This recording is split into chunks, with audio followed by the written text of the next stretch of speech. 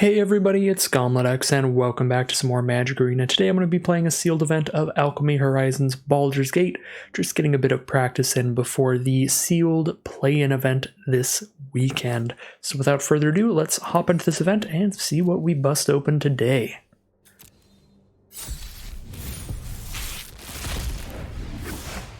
Alright, a couple incredible black rares in here. We have Shadowheart, Sharon Cleric, a 2-mana 2/2 Death Touch that deals a damage to each player during your end step, and can specialize by paying 2 mana and discarding a card at sorcery speed if a player has 13 or less life, and then can turn into, in just a black deck, a 4/4 Death Touch Lifelinker that still deals a damage to each player in your end step, so that can give you a net gain of 1 life, because you're gaining a life when you hit yourself, and you're gaining a life when you hit your opponents. And then the other versions of this card are also quite good, potentially spitting out 2/2 Knights, drawing cards, dealing more damage, getting +1/+1 counters. Very, very strong card, Shadowheart, for sure. I have no idea what this green card is. I've never seen it before, but Altar of Baal I know is also a great black card here, allowing you to spend 3 mana, tap it, exile a creature you control to return any creature from your grave to the battlefield at sorcery speed. So basically, if you draw a small creature later in the game, you sacrifice that small creature to bring back a very big creature from your grave. And this also comes with just a 3 mana 4/1 menace creature if you play the adventure first, so very good card there. This green card is an enchantment. When it enters the battlefield, note the most prevalent creature type in an opponent's library.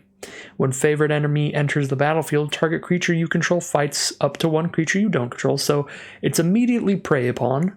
1 green mana, sorcery, speed, have one of your creatures fight an opposing creature, so that's fine.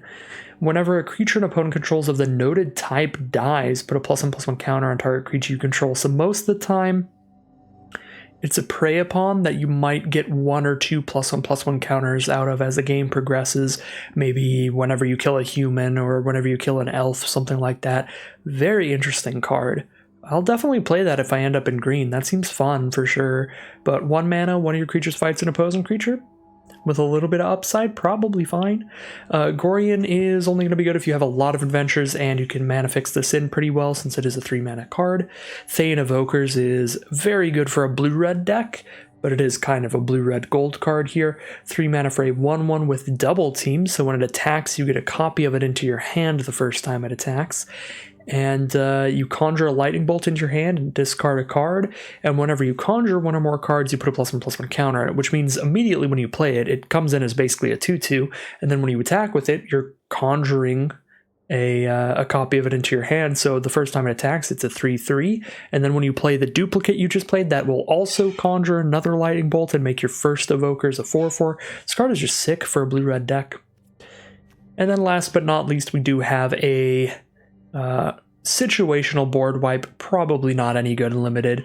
Each player chooses a party from among creatures they control, so everybody gets to choose a cleric, rogue, warrior, and wizard they control, and then sacrifice the rest of their board. So probably just pretty unplayable in limited, because this is basically like each player is going to lose all but 1 or 2 creatures. But it's just going to be too narrow in my opinion, too risky that your opponent could have the right card types. So let's take a look at our multicolored cards here and our colorless stuff. We've got a Liara here, very powerful card for a red-white deck, potentially creating a copy of one of your attacking creatures, putting it into your hand with that 3 mana effect there, so that's pretty good. There's also Prophetic Prism and Navigation Orb for mana fixing and some mana ramp with the orb, and then an Iron Golem. So not much going on in colorless, just a bit of mana fixing if we need that, so that's pretty cool. I guess we'll work our way backwards here, see what we have going on in green to go with this favored enemy. Looks like we've got okay stuff in green. Triple choose your weapon. Don't think I'm playing 3 of these. It's a very expensive combat trick, doubling a creature's power and toughness, or its main deck flyer hate. I don't think I'm playing any of those if I can avoid it. I like the Null Hunters, I like the Scaled Nurturer for ramping up. Underdark Basilisk is just okay, but maybe if we need more cards in the deck, Circle the Moon Druid as well. Pretty filler. Ambitious Dragonborn and Double Inspiring Bard also pretty filler. Most of our green is incredibly filler, except for like Dreadlenorm's pretty solid, and this favored enemy is interesting. There's nothing super exciting going on in green. A lot of filler stuff. We've got quantity in green. Don't really have quality, it looks like. We look to red now. Definitely have less quantity here, not a lot of cards, but we have better cards in red. Don't like this, you come to the Null camp. I've been unimpressed by unexpected allies as well. Earth Cult Elemental's probably okay in sealed, but it's a pretty filler 6-drop. Same with Windfall, just filler card draw for sealed, but I really don't want to play the you come to the Null camp or the unexpected allies. So we're kind of left with very few red cards here, but the ones that we have, a few of them are very good. Battlecry Goblin is really nice, can be in an army in a can, spitting out those extra goblin tokens. Genasi Rabble Rouser is one of the best red commons in the format. That double team is just so efficient on a 1/3 body for only 2. If you have this card on the play, it's just incredible. And even if you hit it later in the game, because of that fire breathing effect, you know that you get to trade into one of your opposing creatures with both of your copies of the Rabble Rouser. So this is actually a very good double team card.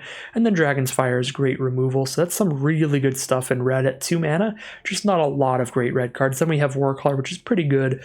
Windfall and Elemental, which are pretty filler. But yeah, it looks like red is just not a lot of cards, but I do like the ones that are there. When we look to black now, ooh, pretty into our black. Oh, that's only our creatures, too. Yeah, that's not even our non-creature stuff. Oh, yeah. Oh, we are playing black. I can tell you that right now. Wow. So first and foremost, we have 2 of our bomb rares in black. We have the Shadowheart and we have the Altar of Baal, of course. Both of those are going to be great. But then we also have double Vampire Spawn, which is a solid body. Nice life drain going on there. Some great removal here. Double Grim Bounty and Sewer Plague. All 3 of those cards are phenomenal removal spells. We've also got Sepulchre Ghoul for a pretty solid aggressive creature. Just really good stuff in black overall. For sure, I'm very much looking towards black as a color we can play. We've got a Guildsworn Prowler as well, which is great. Yeah, very interested in black. We'll see our blue and then finally our white at the end here. Doesn't look like blue is going to be a great color for us to pair with our black, because our best blue card is kind of a blue-red dual-colored card. Maybe we could be like blue-black splash red, though. But there's not a lot of these other blue cards I'm a huge fan of. Frost Giant is solid. It's going to be a big, annoying, hard-to-target card. Lizard Folk Librarians as well, just some big blockers. But then Pseudo Dragon Familiar is not the greatest. Pretty small there. The Githzerais don't do much, nor does the Dragonborn Looter. Most of our non-creature cards also don't do a ton. Hypnotic Patterns, Blurs, Dream Fractures are not exciting to me here. Yeah, Come True River's not great. Solid card draw with Seek New Knowledge. Okay removal with Ray of Frost, but blue does look relatively unexciting outside of the Thayan Evokers, which is kind of a blue-red dual-colored card, so don't think I'm interested in the blue. Last but not least, hopefully our white is quite solid, because none of our other colors look like a great pair for our black here. But it does look like we've got some serious action in white as well, which I'm pretty happy about. We have Rasad, Monk of Saloon, which is a creature and removal spell all in one. It's a brutal Cathar from Innistrad Midnight Hunt, if you've played that at all in Standard. 3 mana 2/2 that exiles an opposing creature till it dies. Does a little more with the Specialize, but that is all just gravy on the potatoes, so to speak. It's already plenty good without a Specialize ability. Double Priest of Ancient Lore. Probably the best white common in the format, just excellent stuff there. 3 mana 2/1 gain a life draw card. Strictly worse than the Angelic Overseer in Streets of New Capenna, but that's because Angelic Overseer was a design mistake that should never have been printed. We've got Lulu, Forgetful Holophant. That is a 3 mana 1/3 flyer, and the next creature you cast without flying gains flying, and it has a specialized ability to do even more than that, but it doesn't need to do much more to be fine. That's pretty solid. A bunch of filler looking creatures there. Ranger Squadron's actually pretty fine at the top end of your curve. If you already played a bunch of creatures early on and hopefully your opponents like used all the removal, being able to attack with this and all of a sudden you just have 2, 3, 4 flyers at the top of your curve, it's pretty nice. Also got Soldiers of the Watch, which is fine because of Double Team being really powerful. Its stat line isn't very good, but Double Team is just such a strong effect that this card's still solid. 2/2/1s off of the one card, basically. Dawnbringer Cleric's very whatever. I mean, it goes in. Steadfast Unicorn's pretty great. The activated ability's awesome. And then we've got 2 Patriarch's Humiliation, which is a big overperformer. The kind of joke going around that I've seen on Twitter, I don't remember who said it, was that this is just the Swords to Plowshares of the set. The 1 mana, just destroy any creature. But it is more narrow than that. It is going to do damage to a creature equal to the number of creatures you control, so you need to have a decent-sized board state. But there are a lot of board stalls in this format where each player has a lot of stuff on board, where this card will kill pretty much anything you want. And even if it doesn't, it can always just shut off all of whatever creature's whatever creature you're targeting's abilities. So you can shut off flying, double team, anything like that. So it's been a really nice card. We'll definitely try out both copies. I haven't played one yet, but I've heard a lot of good things about it.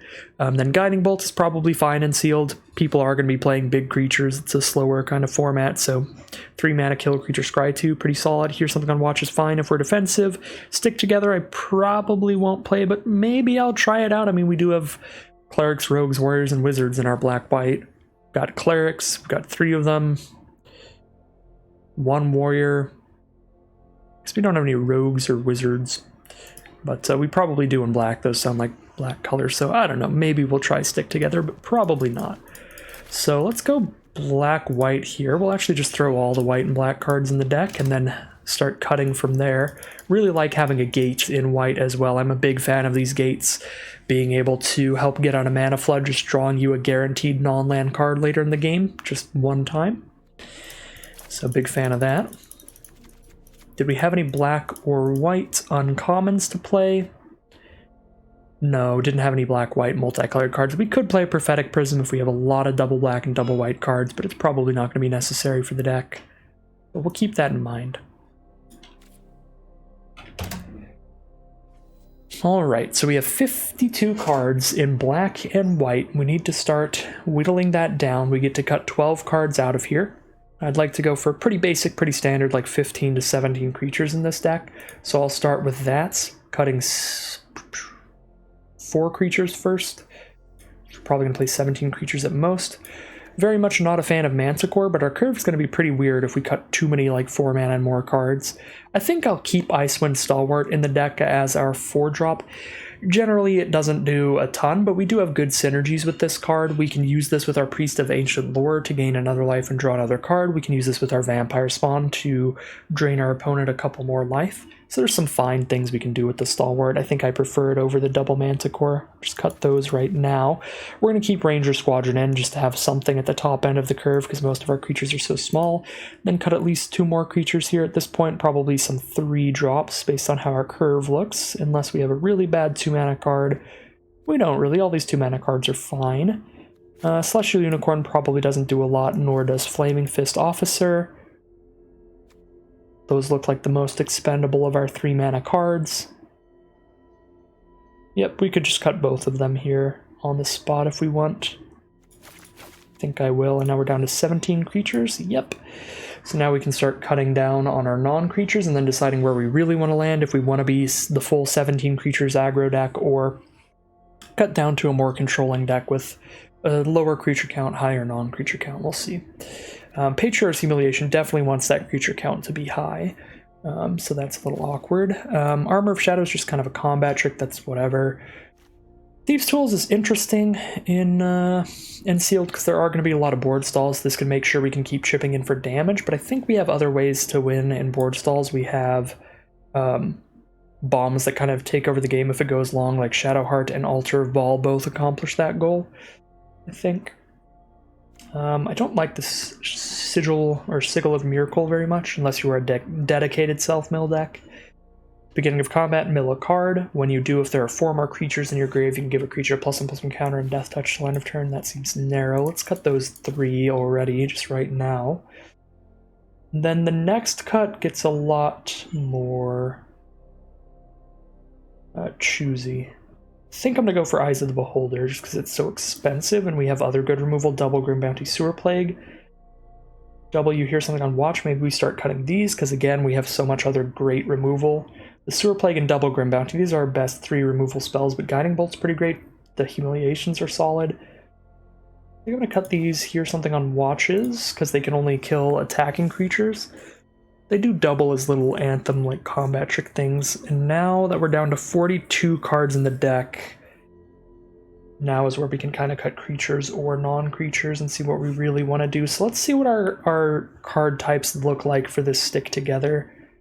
I feel like it could be really easy for your opponent to just randomly end up with multiple cards of those types. So unless we have like 4 of each of those, I kind of want to just cut that. So let's check our counts here.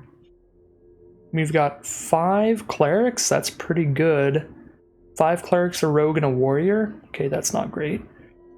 No wizards. And I guess worst case scenario with this card, if our opponent has good stuff on the board, we'll just not cast it if they have the right types. But this does seem narrow. We're early in the format and this isn't a competitive event, so I would like to just try it out here. I'm going to keep it in the deck just to try it out, see how it does against the general meta. Like, we'll find out how many clerics, rogues, warriors, and wizards are just running around every game. Because we can pay a lot more attention to that if we draw a stick together than if I just cut it and then I'm like, okay, I'm just going to actively pay attention to how many times this card would have been good, because I'll just forget to do that. So we'll play it here, we'll try it out, definitely give it a shot. I like to try all the rares out early in the format, especially when I'm not in an actual competitive event here. So try them out, that's what this was for, get some practice in before the qualifier play-in event this weekend. So we'll keep that in here. Maybe cut these Humiliations, maybe a Shambling Ghast or something. I do really, really like our non-creature spells overall. I'm tempted to just cut 2 more creatures here, but Patriarch's Humiliation might be quantifiably worse than a 15 creature deck. Kind of want to still just do that, like cut like Dawnbringer Cleric here, some of our most filler creatures, maybe the Bonecaller Cleric as well. But then we're cutting 2 clerics for the stick together, which is awkward. I don't know which cleric is better, the Dawnbringer or the Bonecaller. Probably want to cut one of those. I like Imp because it's like our only flyer in the deck. I wish Vampire Spawn were a Vampire Rogue or something. It does look like just a little nasty, angry just vampire. No job, no class, just doing its thing. Yeah,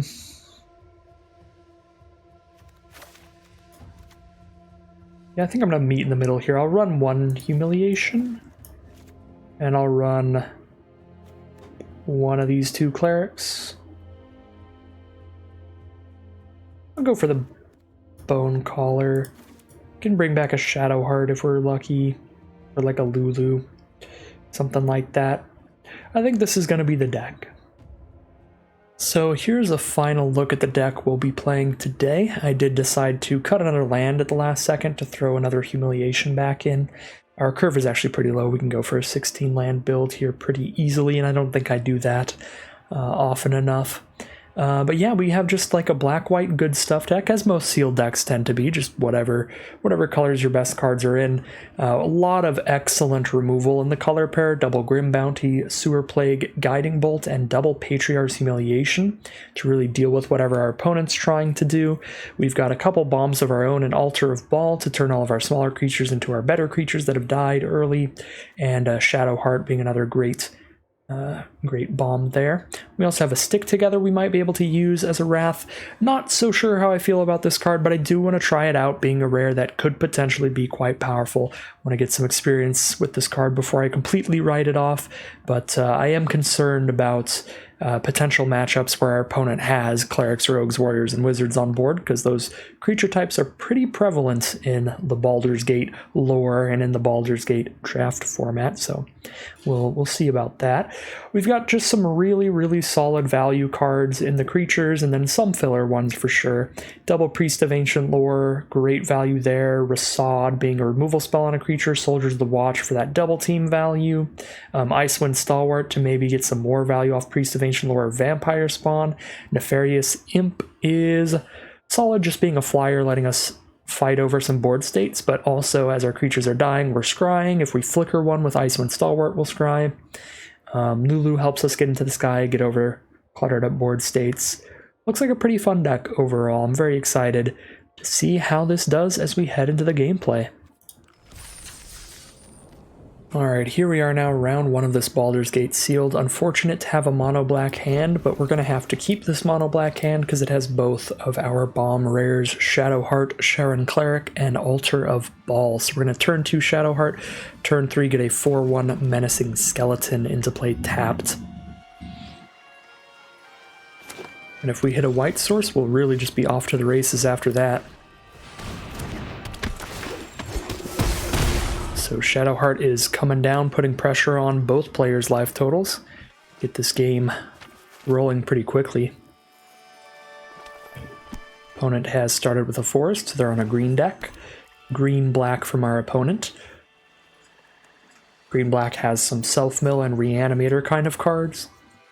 Green has some great ramp stuff. See as things progress. What they're playing here. Sealed decks do, as I said before, tend to just be whatever the best cards are in each color. As our deck is like black-white, but we're not doing a very specifically black-white kind of thing. Unless you want to say that just a deck full of removal spells is a very black-white thing, which is fair. You could say that. Null Hunter is the turn to play. Now we've drawn into a Vampire Spawn. Play a 4/1 with Menace. Or I can play this Vampire Spawn. I think I would rather play the 4/1 Menace here. Pass the turn.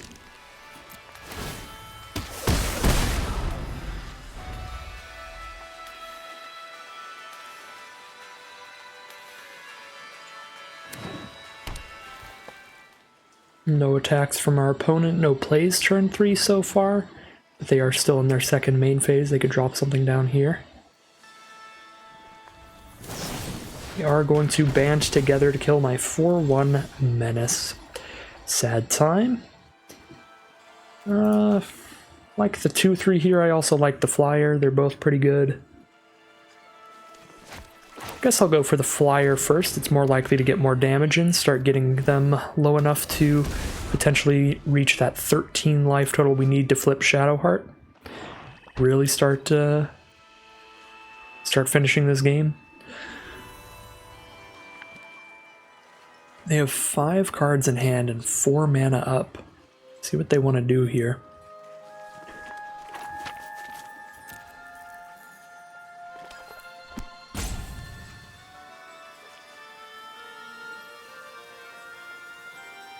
Wouldn't be surprised to see another removal spell. They're green-black. They haven't used any black removal yet.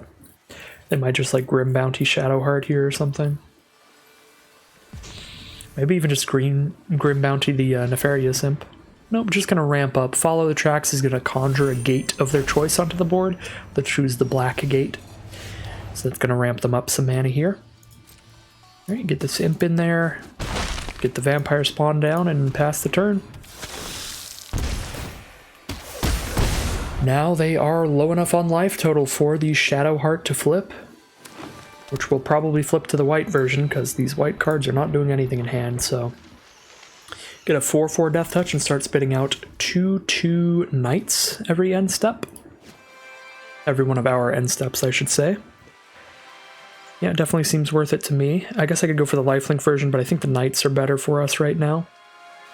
And I think we discard a Swamp, because we really need to draw planes here. I guess if we keep the Swamp, we can cast Grim Bounty if we need to. Don't need to.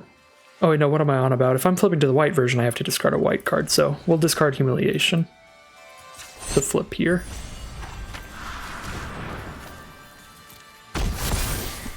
Drop the Swamp so we can play Altar this turn as well if we want.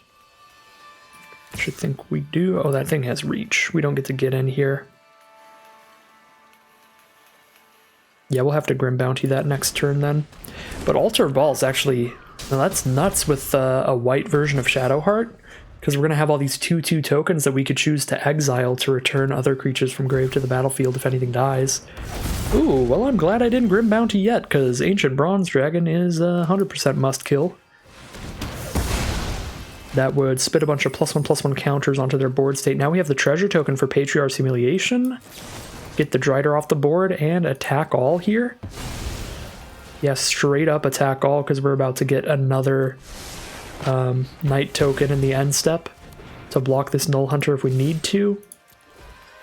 Yeah, I think we just got there here. Incredible stuff from that Grim Bounty into the 1-mana removal of Patriarch's Humiliation. Yeah, they just didn't even block. They're just gonna accept the 13 damage to the face there. 1-0. Here we are now in round 2. Really great hand here, a little bit high on mana.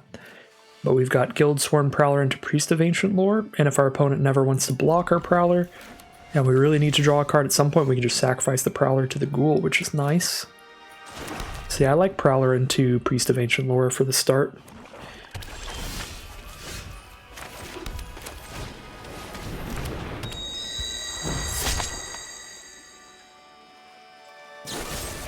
Oh, I am so down for them to spend a cast down on the Prowler, since it draws us a card when it dies, so that's just a 2-for-1 in our favor there.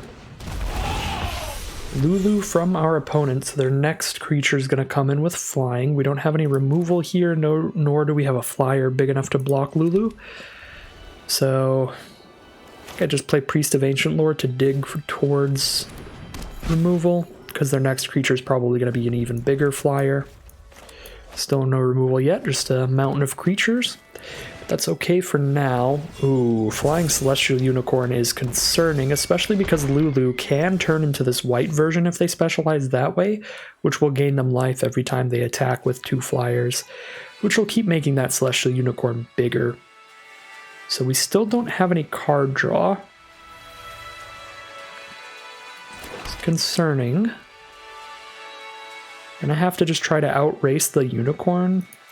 It's going to be pretty hard to do. I guess we're playing Cleric Ghoul on the ground here. Could play Nefarious Imp here, threatening to be able to block Unicorn and kill it, but then they just won't attack with it unless they flip Lulu into the life gain version. And if they do flip Lulu into the life gain version, Imp's going to do nothing for us. So we'd have spent 3 mana to just still get hit by their 2/4 flyer and 4/3 flyer if they discard a white card here. Oh wow, the black version works too. Literally either version would work. The black version drains us for life, the white version just gains them life. And they have a Priest of Ancient Lore anyway, so they don't even have to flip Lulu right now. Yeah, this is looking really bad. We do have a 3/4 flyer coming up. That can block Lulu at least, even the 2/4 version, the specialized version of Lulu. Lulu's going to get specialized to white. I definitely would prefer that to the black version, so that's alright. So now we just really need to deal with the Unicorn. So, yeah, I mean, it's kind of just as I said earlier, we're just all in on drawing one of our 5 or 6 removal spells. That's all we really can hope for here. Gain some life with Vampire Spawn, or get a chump block with Nefarious Imp. Or I could use Bonecaller Cleric on a Guildsworn Prowler, which doesn't draw me a card. Well, let's send these in, I guess. Trade Priest of Ancient Lore into their Priest of Ancient Lore if they block either of these. That way we can just replay it from grave.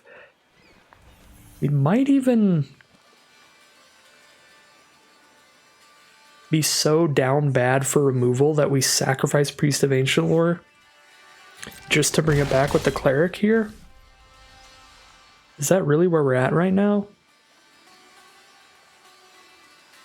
Yeah, I'm dying to this Unicorn so quickly. I guess that's where I'm at here.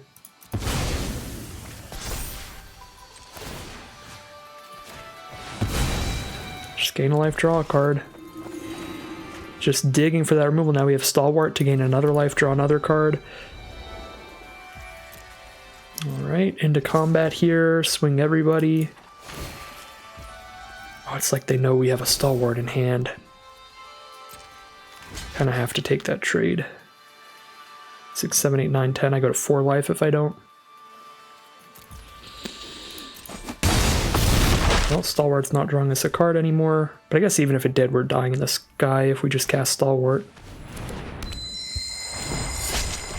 Because we won't be able to afford whatever removal we draw.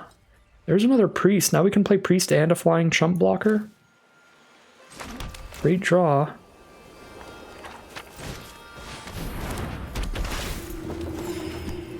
It's brutal.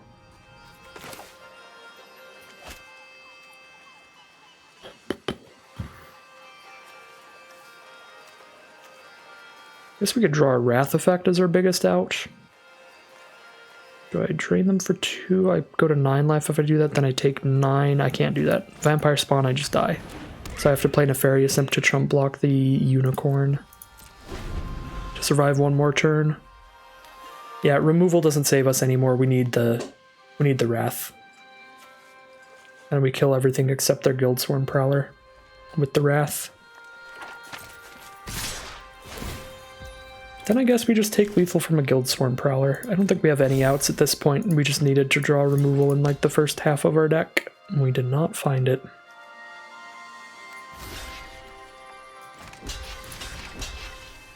I think we do this, because then I can do this, and scry, and not let them draw a card with Prowler. I guess. I don't know. There's the Grim Bounty.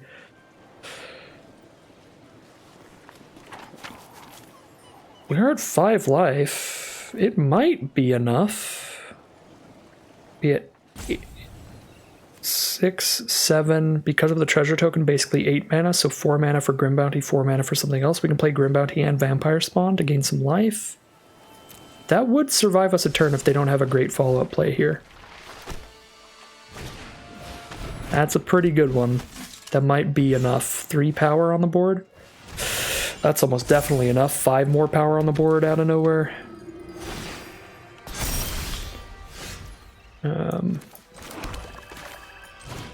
Let's find out.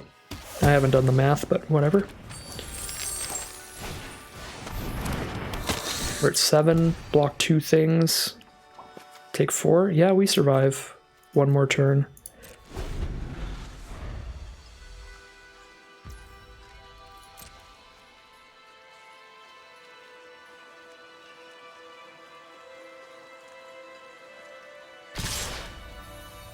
Okay.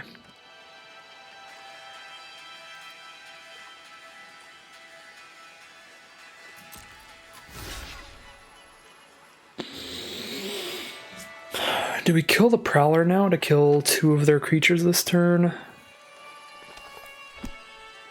We'd lose both of our creatures though. They're down to a 2/4 flyer and a 2/3 on the ground. We're down to 3 life. I think I need to keep my Vampire Spawn out. I might have to just trade Ghoul into Dusk Guard.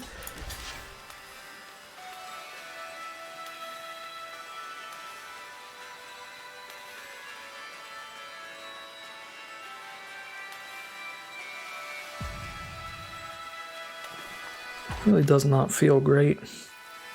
But if we keep Vampire Spawn out, we can use Icewind Stalwart to drain them for more life.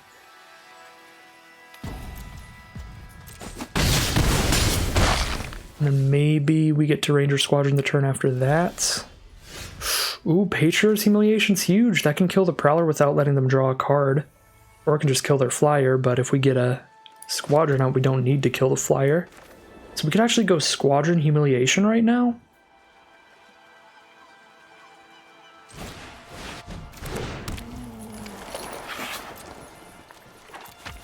We can attack with the Squadron next turn to play another one, have more blockers.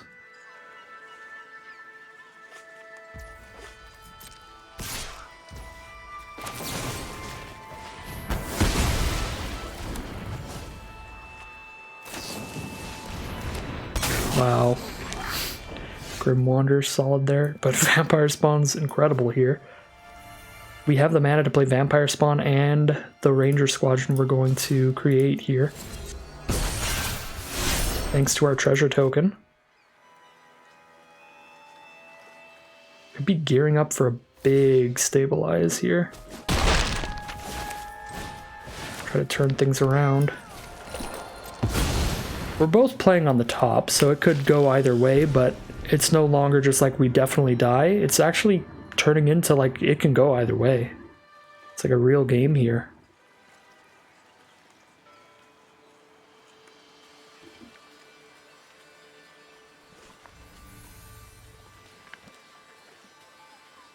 Just depends who draws some kind of good rare first at this point now. Who can break through the board state first?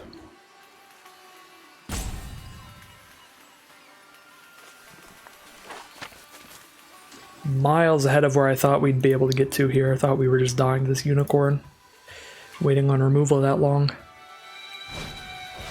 Black market connections? That is pretty bad for us. Ooh, sewer plague though. We can really start chipping into their life total because we can sewer plague their one flyer. And black market connections they have to pay the life for. So the fact that we get to kill the flyer and now start chipping them with damage here, that's great. That is really good, yeah. No, black market connections down here might just be really good for us now that we're just like hitting them.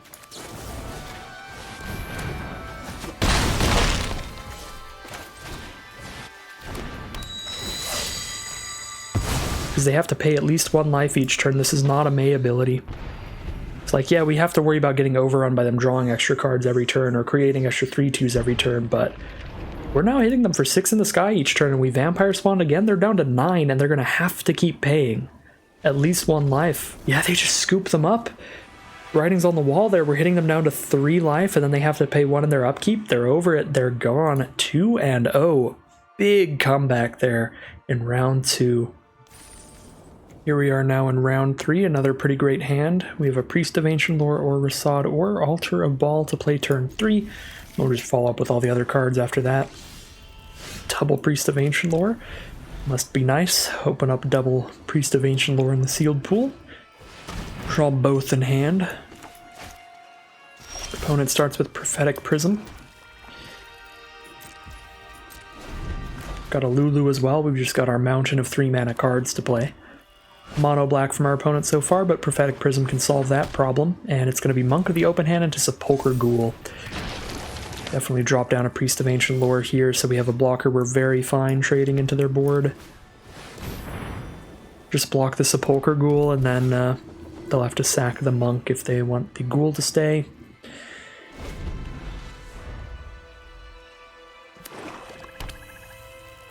That's if they attack with both.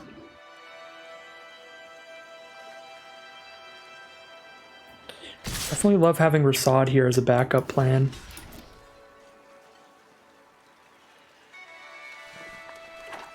Alright, super happy with this. We trade Priest of Ancient Lore into their 2/2 that could become a 3/3 later and take no damage this turn.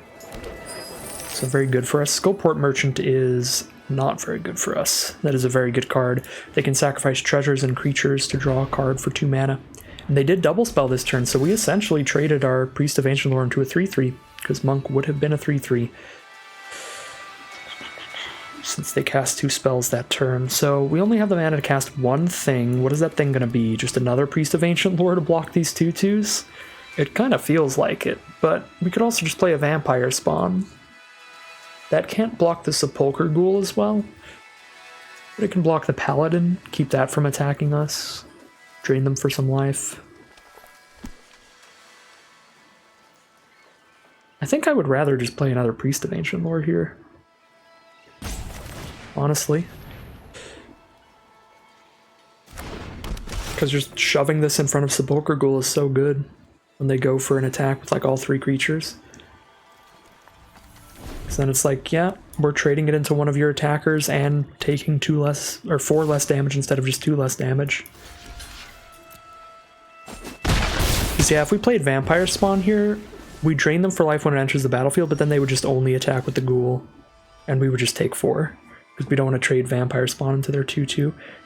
And they actually just let the Ghoul die, so because the Ghoul's dead, this Vampire Spawn might actually hold off the Steadfast Paladin. or draw removal from them. They have 2 cards in hand. We're doing really well on the card advantage front. These Priest of Ancient Lores have really put in work. When a Priest of Ancient Lore on board trades into an opposing creature, you're up a card every time that happens, and we did it twice. Because it drew us a card when we played it, and the cards they traded into it did not draw them a card. Oh, I don't love that. Soldiers of the Watch just runs right into Skullport Merchant here.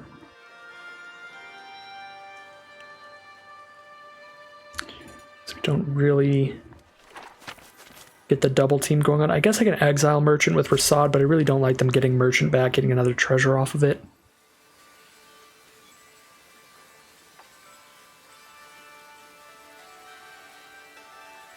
I guess I'm going to get rid of Vampire Spawn. I might actually just... Oh, if they attack with Merchant, I don't even need to kill it. I just, bam, now I get my double team. Now the board's just open. Yeah, we just do that. Get the double team. Get that value. And the soldiers are just great blockers for Chain Devils. There are 2/1 here. I'd rather play my Soldiers of the Watch and something else, because I'd like to have a 2/1 so that their 4/2 can't hit us. If I just play a 3/4 flyer, then they can still attack with that 4/2 well. I can actually play this and get the skeleton off the altar and hold up Patriarch's Humiliation. There's 3 damage and remove all abilities, which is quite good. Okay, so Vampire Spawn's gonna drain us some life.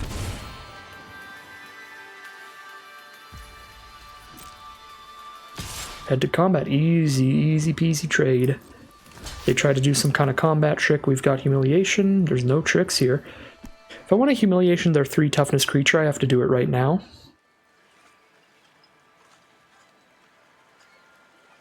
It doesn't seem necessary.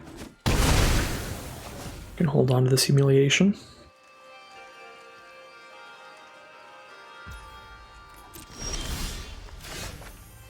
Sepulchre Ghoul off the top. Okay.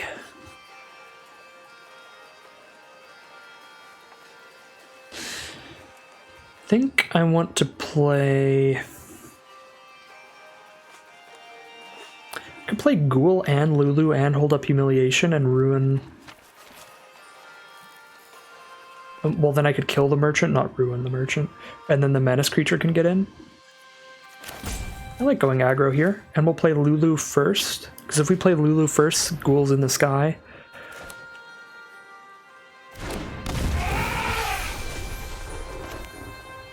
Ghoul's in the sky.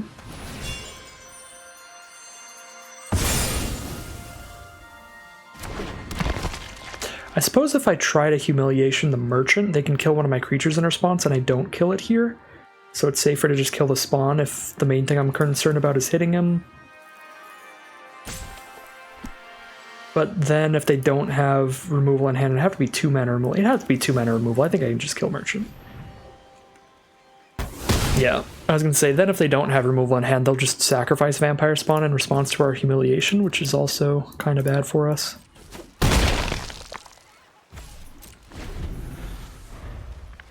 Do I know what their second color? Yeah, it's black-white. Oh, black-white-red. Asterion the Decadent. Get ready to get exiled, my friend. My enemy. 5 mana to specialize this. Okay, so we can't immediately specialize. It's still fine. Definitely dealing with Asterion.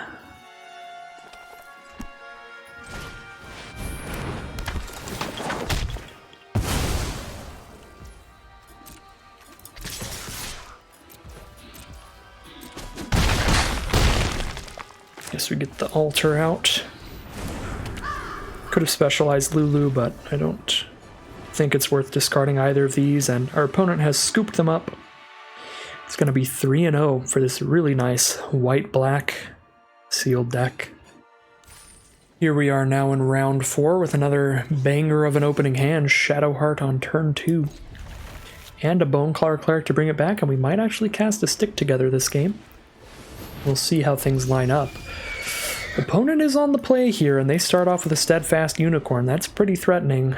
They could curve out creature every turn. Yeah, yep. This is like the draft kind of Boros aggro deck. Rabble Rouser, one of the best aggressive cards at common in the whole format.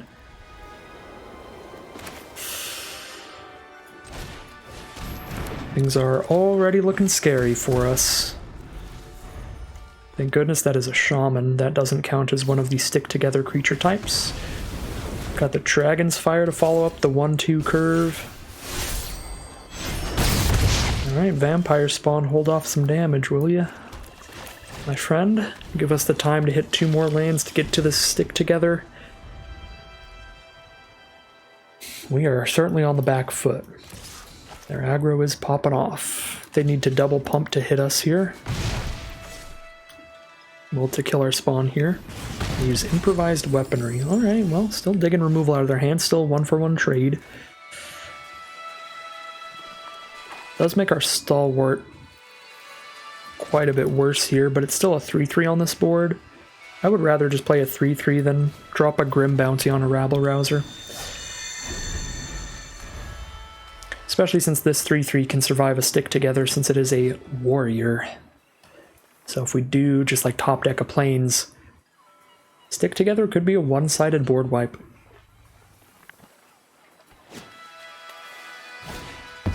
Warden's Disciples, that's a cleric. I'm going to Grim Bounty that because it would not die to stick together anyway, and if I don't Grim Bounty it now, they'll get a copy into their hand when they attack with it. Pretty easy target for our removal. Yeah, I kind of like how Stick Together's playing here. One of the things that I don't like about Wraths in Limited sometimes is that you always have to decide whether or not you're going to spend removal when you know you could have a Wrath coming up soon. But with Stick Together, it's like, well, if they play a Cleric, Rogue, Warrior, or Wizard, then yeah, spend that removal, go for it. Alright, and thanks to Grim Bounty, we can cast Stick Together this turn, but we can cast it without our treasure, because we drew a plains as well, so let's do that. Kill their whole board. If they get any 1/1s, they can bring Vladimir and Goffrey back from the graveyard to the battlefield tapped, but not unless they get 1/1s, so this should be pretty good.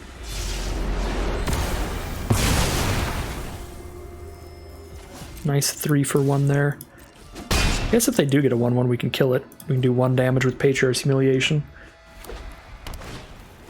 Icewind Stalwart is their play. That's my card. So I can Grim Bounty, we could just trade these into each other. I could play a Ranger Squadron. I think I want a Ranger Squadron. We do have a Bonecaller Cleric to bring something back from grave, but I think I'll hold that for later. I like Squadron here. I'll offer the trade with Stalwart as well. The fairest of trades. Alright, let's get this Squadron down. If this isn't removed, we're going to have another Squadron in hand, which will be excellent. It is removed. Sad. There's their Rabble Rouser, and that's it. That's their last card. So we still have more cards to do. They do not. There's more cards to play around with, and they do not. Do I just want to Boneclar Cleric a Shadowheart back to the board right now? Don't feel I need to just Grim Bounty a Rabble Rouser. Yep. Seems good to me. And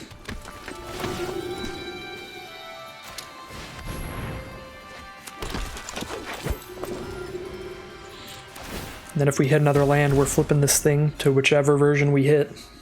Because the mono-black version's great with that lifelink, the black-white version's also great with those night tokens. So I think they definitely, I was gonna say, they definitely attack here because we can't really afford to block. I guess with Patriarch's Humiliation we actually can. I don't think I want to though. Yeah, with Humiliation we can turn that back into a 1/3 and just win the fight, but still trading our Humiliation off into a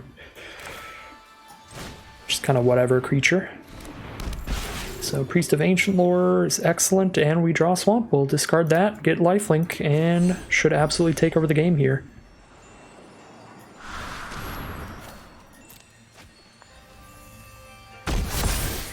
If they don't blow this up immediately.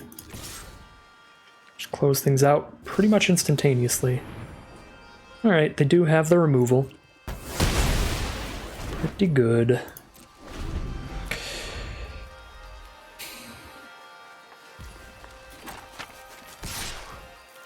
Take a hit here. We might have to Grim Bounty the Rabble Rouser.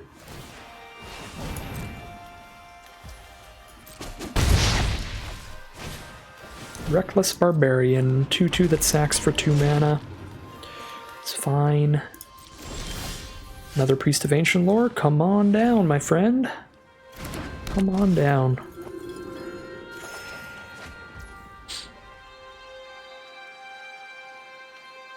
Humiliation for 2. They're at 13, is that worth it? I think so.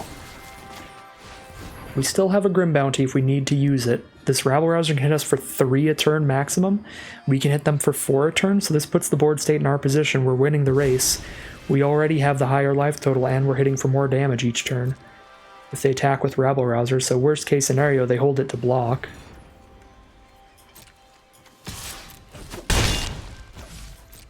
Yeah, I like this. We still have a Lulu in our deck, so I can hold on to this land to specialize that if we need. We kill them in 3 swings if we kill that Rabble Rouser, but if they top deck a good creature, we could die to it now. Taking that risk.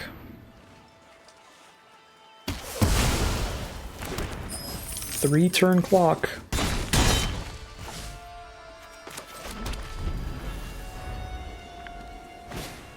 Hobgoblin Captain. That trades into 1 priest, which is fine. Guiding Bolt protects us from a great top deck from our opponent. If they hit a very big creature. There's Lulu. Very nice draw. Got the mana, we might as well specialize here. Drain them life whenever we attack with flyers. Each opponent loses life equal to the number of attacking creatures with flying, so that is straight lethal right here. I guess even without the trigger. Oh, it's whenever you attack with other creatures with flying, you get to drain some life. Either way, still lethal there. That is going to be our 4th victory, I believe. No losses under our belt. Really great stuff from this sealed deck. Alright, we're at the ready for round 5. We've got a Unicorn on 1, Priest of Ancient Lore on 3. Definitely digging for the Black Source for Shadowheart, but Priest of Ancient Lore helps dig there.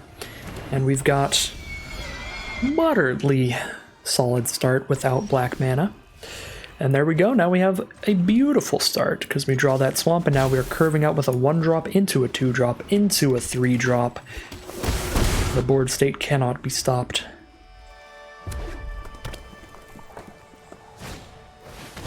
Reckless Barbarian from our opponent, a 2/2 they can sacrifice for 2 red mana, and we draw into our stick together. That's pretty nice.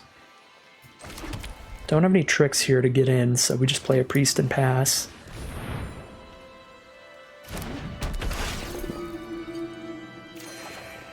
Another land for us. We know we'll hit the 5 mana we need for a stick together if we want to do that later. And we could keep our Icewind Stalwart and our Shadowheart on board, because we can keep a warrior and a cleric. That being said, they might just blow up Shadowheart here. If they have removal, I'm expecting it to die sometime soon. There it is, Grim Bounty on the Shadowheart, fair enough. And pass the turn. We'll drop our Icewind Stalwart and draw another card here. I should have attacked with Unicorn first, that was a misplay. Shouldn't be attacking with Priest of Ancient Lore, but if I attack with Unicorn, you can use this ability at instant speed. So if our opponent blocks, we spend 4 and just kill their Barbarian without losing a creature, and if they don't block, we got an extra damage in that we wouldn't have otherwise, so... Should have played the Stalwart post-combat, went for that Unicorn attack pre-combat, just threatening the activation. Alright, our opponent gets a Plains. Intellect Devourer gets a random, well not a random, gets a card of our choice from our hand into their hand, basically. Until it dies. But if they immediately play it, they just get to keep the Plains on board. So... Make Stalwart a 4/4, but that's still not big enough to beat both these creatures, but it would kill the Devourer.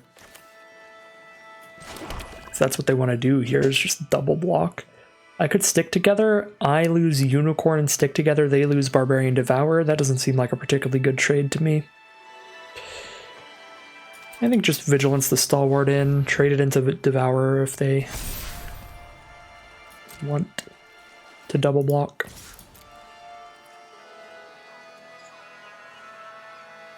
Get that 2/4 body out of the way. Yeah, this seems fine to me. Not great, but fine.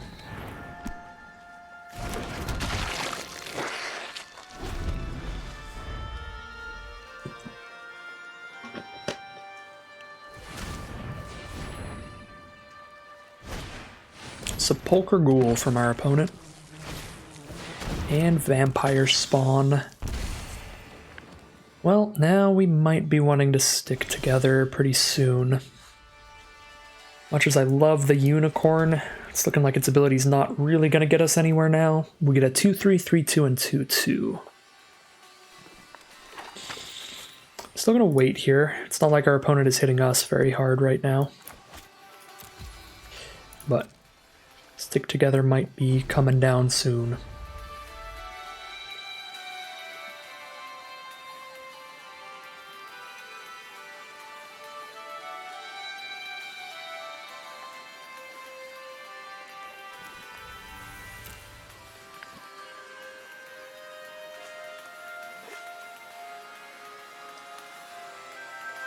They have 6 mana up thanks to the treasure token and 4 cards in hand. 2 mana from Reckless Barbarian if they need it. If they cast an 8 mana card, I assume we're probably dead. But we'll see. Unless it's just a big creature like one of the mythic rare dragons, then we blow it up with Stick Together.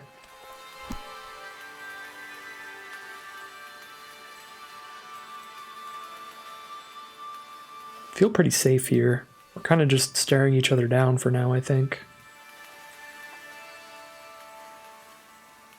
If they play anything that flips things in their favor, we just flip it right back with Stick Together instead. Alright, how do they want to attack?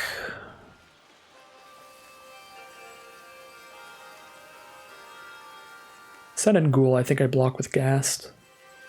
Because Ghast would die to a Stick Together, whereas Priest would not. Which I don't really want to block with Priest here. Whereas Ghast can block and give it -1/-1, still make them lose a creature in that block.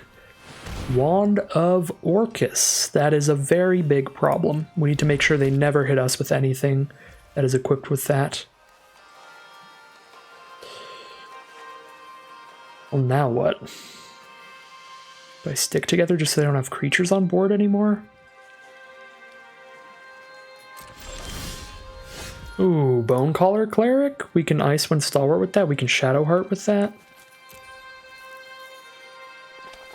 I like Bonecaller Cleric into into Icewind Stalwart on Priest of Ancient Lore here, and we have all the blockers set up that we need against their wand, and then whatever they do, we can stick together next turn.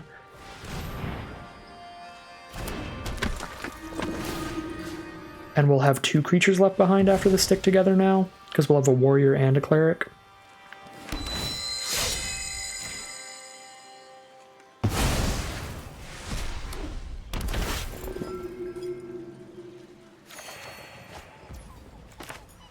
Keep this for if we hit Lulu, I guess. Although I would really, really rather specialize Lulu to black. Yeah, I'll actually just play this. So Lulu is not the craziest thing ever, specialized on white. Just gaining some life is really whatever. Extra damage is what we'd want there.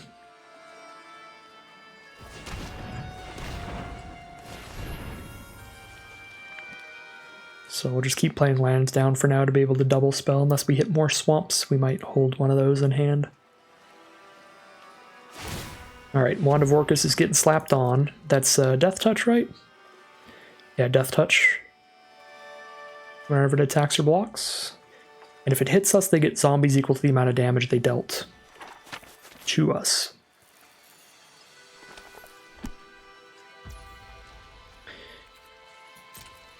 Could Humiliation spawn, but it's going to die to stick together anyway.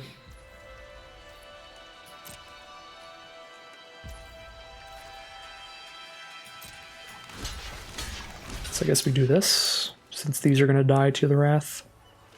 If we do the Wrath. Might not even have to do the Wrath if they play this wrong. Say like sack Reckless Barbarian here, we respond by humiliating the spawn, and then we've killed their whole board still. We basically kill their whole board if I humiliation. Everything but Barbarian? Is that worth it? And then just keep holding on to the stick together anyway?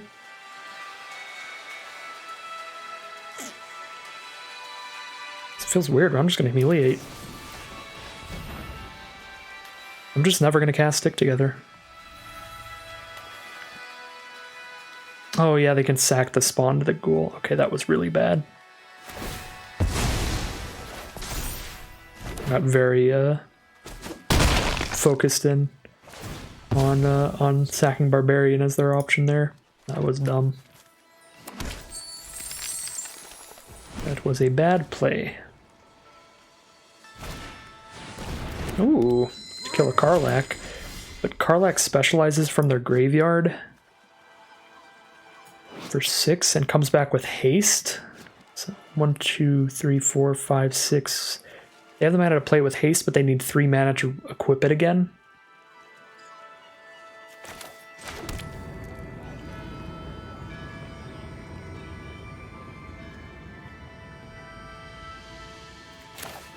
I think we just do this.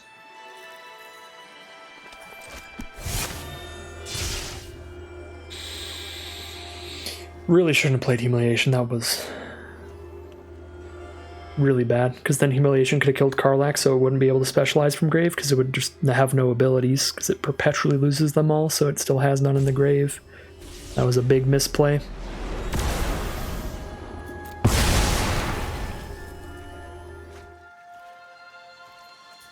So next turn they spend 6, get Karlach back from grave, but they don't have the mana to equip Wand of Orcus, so we'll be fine. They just have a hasting Karlach that can't block. Or a black dragon, that's awful. Well, I can Guiding Bolt that so I can scry before I draw.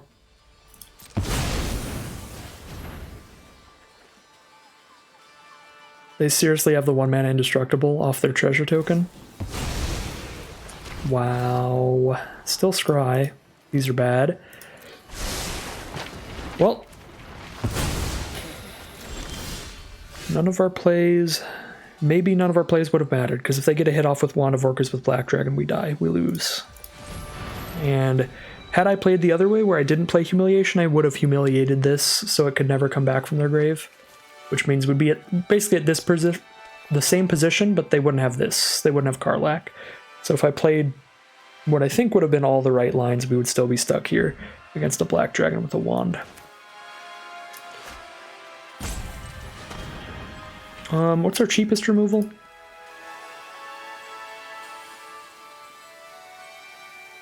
Humiliation. Rasad for a white and 2. Sewer Plague for a black and 2. Yeah, we can draw a card off our gate here.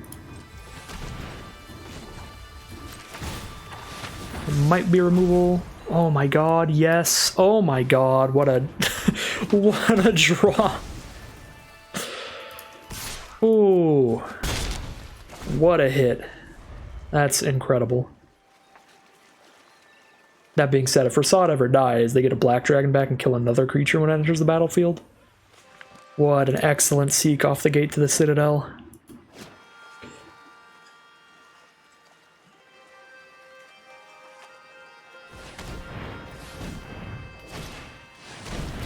Rabble Rouser, that's pretty good with the wand to give it Death Touch. Just anything with double team's good with that. And Grim Bounty off the top. Never stops.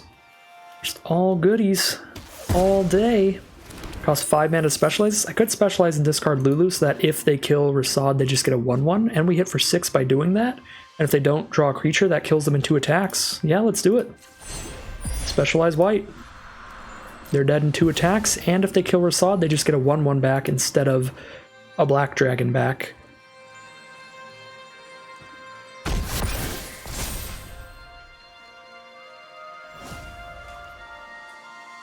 Yep, seems very, very good. Oh, they are drawing 2 cards here, though, and one's a guaranteed non-land, so... Come on. Come on! Please, bad cards. Just 1 bad non-land card, and then a land off the top. Okay, Grim Bounty's a good one, but whoa, am I glad I specialized. You can have your 1/1.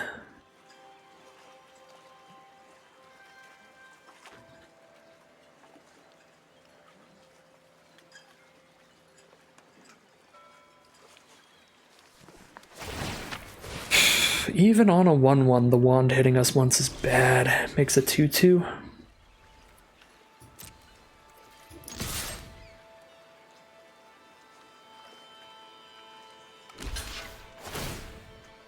Okay. Trade into the priest. It's fine. Because I was just gonna, if they attacked with that, I was just gonna block it with my 2/2. Trade into it there on attacks. 2, 4, 5, 6, 7, 8 mana. If they draw 1 more land, they can play a land, specialize Karlach, and equip it immediately, and we just straight lose on the spot if that happens.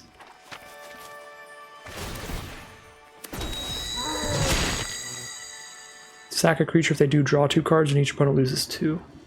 Okay, so just a 4/4. They have the land? They do. They got it. That sucks.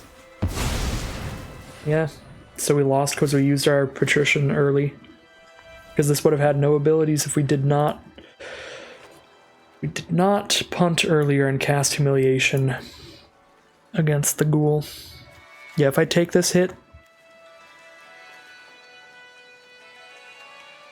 They have 4 untapped 2/2s.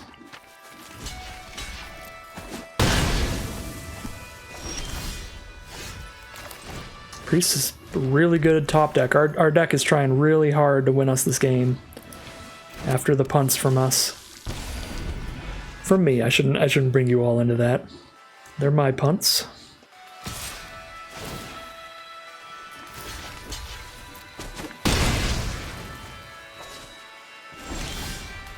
Oh my god. They have to specialize it again now, but they can afford to do that. Do I just try to top deck another vampire spawn? What do I do here? I have another vampire spawn in the deck. If I hit them for 2, I draw that next vampire spawn, I win. Or if I draw an altar of ball, no, that won't work. So if I Grim Bounty Karlach, I just force them to discard another card. And then... Wait, they can't bring it back from grave again. Because it can't specialize again, it's already specialized. Oh my god, okay. Yeah, they can't bring it back again, right? They cannot bring it back again. Okay. Oh my god.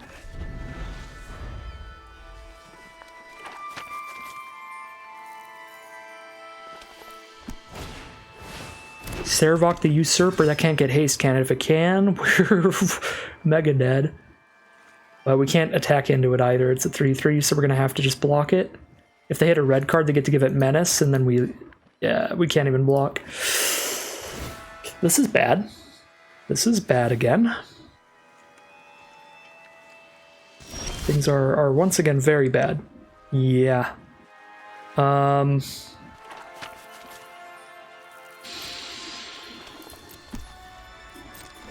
Servok probably kills us here. Discard a red card and then they just win on the spot. They win in 2 turns, so we still could draw into a vampire spawn.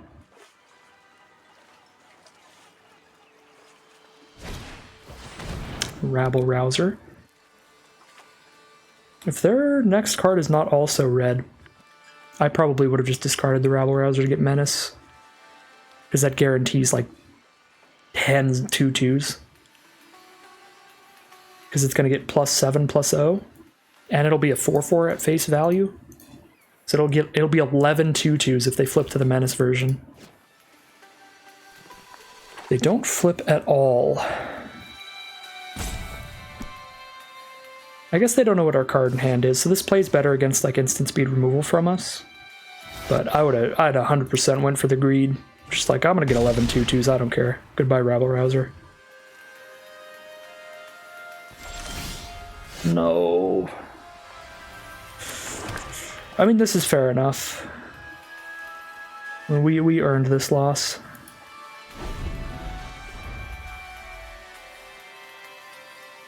Really tightly played by our opponent most of the time. Tightly played by us most of the time, except the one really big punt we made that is looking like it has cost us the game here.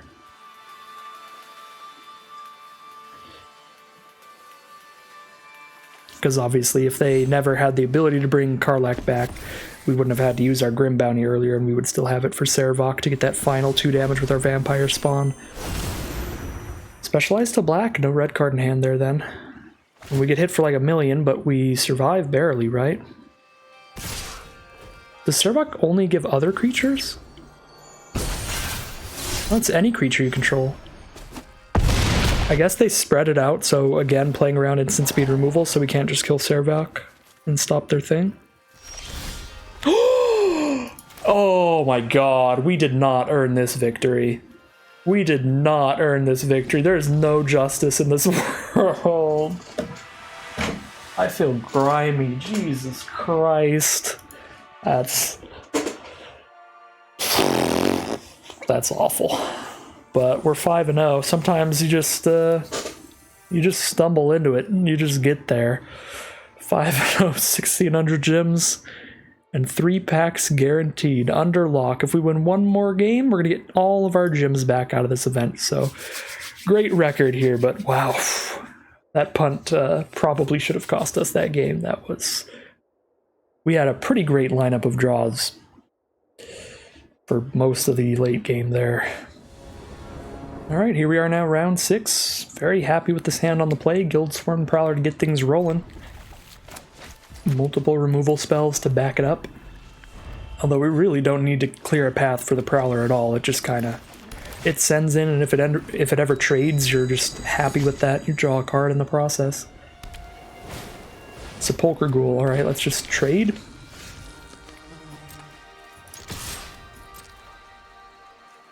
No. No trades for us. Sad day. Do need to hit a swamp to cast these Grim Bounties. We are hoping to draw some more creatures, but we've got, I think, like a mountain of 3 mana creatures in this deck. I don't remember exactly, but we've got a solid amount of dudes. Boneclaw Cleric here now. It's pretty fine. That does make our Humiliation able to do 2 damage. It's pretty good. It also blocks Ghoul. Forces them to sacrifice something at the very least. Get that +2/+2. Incessant Provocation. Absolutely not. So now they can't sacrifice our Prowler, they just hit us for 2. Then it has to attack each turn, but it's already just going to be doing that. That is kind of the best way to play it. So, Patriarch's Humiliation has been incredible. This is, I think, the first deck that I've ran it in. Had 2 copies, and it's been really good. It's been very, very good. Definitely have become a fan of that card.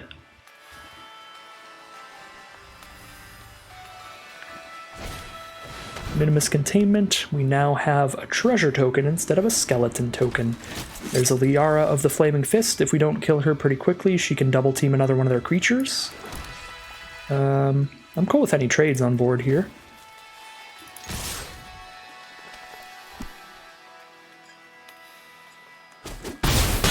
They were considering it there. They are pretty far on the defensive here at 8 life. So another non-token creature you control gains first strike double team. Doesn't give it haste, so we don't have to kill it right now. We'll go Ranger Squadron, keep the pressure on. But we do want to kill Liara by the time they could potentially attack with another creature to give the double team.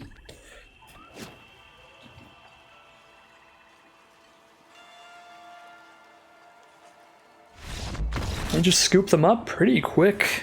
6th victory for us. Just really nice stuff from that Patriarch's Bidding to ruin their plans with that Incessant Provocation. Basically ended up just spending 4 mana to deal 2 damage to us instead of 4 mana to kill one of our creatures, and that worked very far in our favor. Head us into that 6-0 as we head into round 7. Here we are now in what could be the final round if we end up undefeated, round 7, with a pretty great opener on the play. I'm going to keep it here.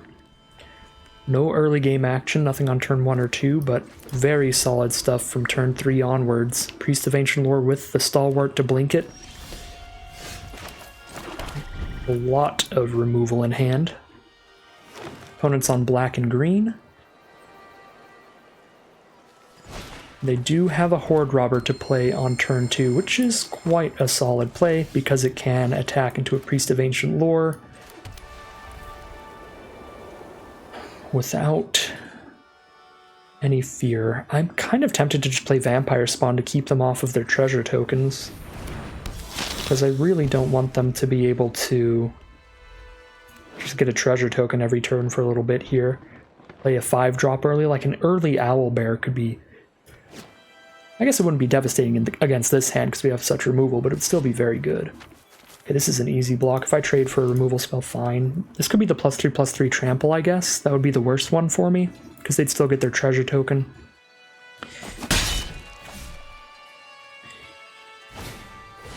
Alright, just an Owlbear Shepherd, 1/4. If they have 8 or more power among creatures they control, they get to draw a card in their end step. We hit our land here, which is pretty good.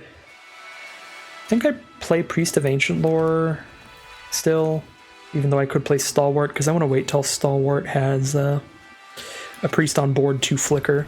And this way I guess I get to hold up a Patriarch's Humiliation if something really weird happens, but it's unlikely that's getting cast here. It is an option.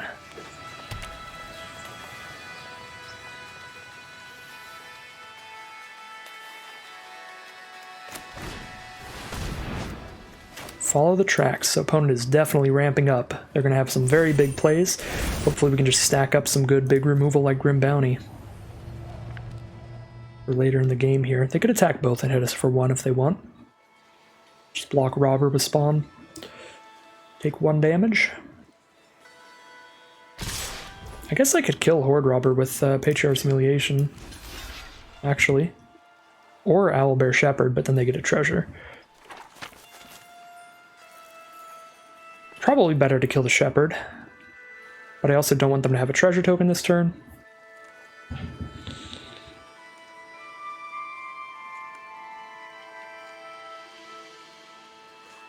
They have 2 gates. That's pretty great. Yeah, I think I'm just not using Humiliation right now. So I'm not going to use it on Robber. But I also don't want Robber to hit me, which means I can't go block Shepherd and shoot it. Rasad, alright, there's more good removal for their big stuff later. I think we're on Stalwart here, on Priest of Ancient Lore. Guess I could have sent Spawn in. 3/3 and a 2/1 probably keeps them off me. Yeah, I should have sent in Vampire Spawn. It's for 2 more damage. Chain Devil. We don't have any other Stalwarts in our deck, so I guess goodbye Priest of Ancient Lore. They say goodbye to Horde Robber.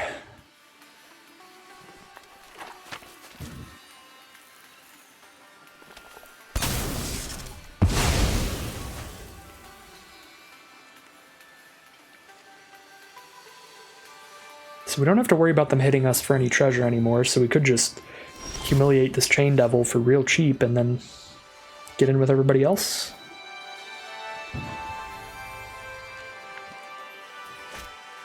We have like a 7-mana card in here, right? We have a 6-mana card in the deck. Yeah, I'll play the 6th land. We'll go Guildsworn Prowler and then Humiliation, so even if they have a 1-mana removal spell in black, which I don't think exists, but even if they do, we still kill Chain Devil with Humiliation now, and we're holding up a Sewer Plague. Give it Indestructible? Does it lose Indestructible to Humiliation? Yeah, it does. Well, now we know. I would like to thank our opponent for teaching us that. Because I might have done the same thing if I were in their position, because I don't know. Actually, I probably wouldn't. I think do I want to kill Shepherd? Got Rasad and Grim Bounty left over. Yeah. Still have 2 removal spells left over. We'll kill the Shepherd. Yeah, that was rough. Patriarch's Bidding definitely very good against that. Another Wand of Orcus here. So we just need to do the same thing, kill every single creature they play, or block every single creature they play. But we're in a great position to do that. They're down to 7 here. Got a wide board state, 2 removal spells in hand. Keep this board clear, finish them off. Passing turn.